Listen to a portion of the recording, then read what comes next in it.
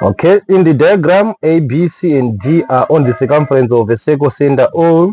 AOC is a straight line, OD is parallel to BC, right? OD, O, and D are parallel to D and to BC, or BC, and 10 DAO is 30, panapa ne 30, tachibuzwa mangu angles arapa, ndika chotanga kuziya susu tine circle center O. Kazoa the angle durese irapa rine 90. The angle durese irapa rine 90. Andika tada yaso tatopedza uziya. Toziya kuti zvakare kuti kubva pana O kuya pana A nikubva pana O kuya pana D pakaenzana. Saka shape yedu ADO is now an isosceles triangle. Andika even OC kuya pana OD zvakafanana futi. Saka ODC is also now an isosceles triangle. Andika tobva tauya panapa DC rumona here. Andika tine mutemo angles subtended by the same chord DC to the circumference are equal. DC toya futi panapa. Saka panapa pane 30 degrees. The angle subtended by the same chord to the circumference are equal. Saka pane 30, apane 30. Andika tavirana kuti rese rine 90 because nozi angle subtended by the diameter to the circumference is equal to 90 degrees.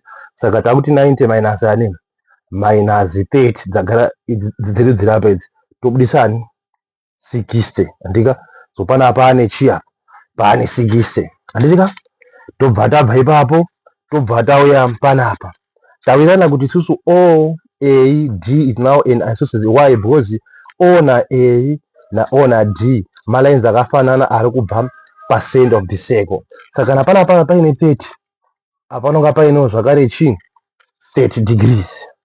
Tikuirana here, right? Tobva tabva ipapo takuti 30 plus 30 ndiani ndi 60. Andika apa toshaneka triangle ako ODA 30 plus 30 ndi 60 minus 180 ndi 1 ndi 120 ari apa. Then angles in a straight line they up to 180. Andika so 180 minus ani minus 120 apa pane chi apa 60. Andika zorezo kuti aya ma base angles edu aya a triangle ODC akaenzana. Saka angle iyi ne angle iyi zvakaenzana. Andika saka pana pane 60 minus 180 ndi 120 divided by 2. Zvokuti apa pane chia apa pane 60 apa pese apa pane futi zvakare chi 60 degrees.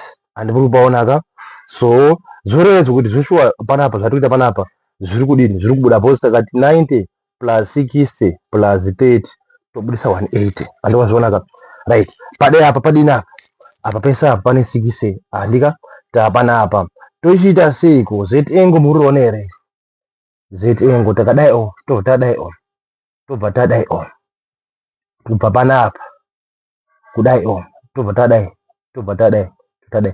Saka angle iri ne angle iri zvakafanana. Saka apa pane futi zvakare chia 30. Andikazvionaka pane 30 apa because pane z angle tazozi maparo line. Saka pa 30 apa ne 30. Ndika since that angle rese kubva panapa kusvika apa pane 60. Saka mukati umu futi mune chiu mune 30 dzirimo. Andikazvionaka zvinoneka sense because kati 30 tirikubudisa 90 because tipese kune 90 uko. Andizvionaka then tobva tabva ipapo aya anonzi vertical opposite angles they are equal. Apa ne chi apa 60. So 60 plus 30 toshaneka triangle apa kusvika 60 plus 30 ndiye 90. Ndika saka kuna kunewo nino ku 90. Ngati mboya pa timoona kuti zvatabvunzwa zvapo here ODB.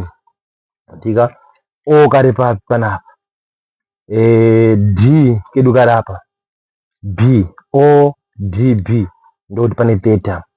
Saka is 30 degrees A B D A B andika D. Tati apa angle iri rine chi 60 zve.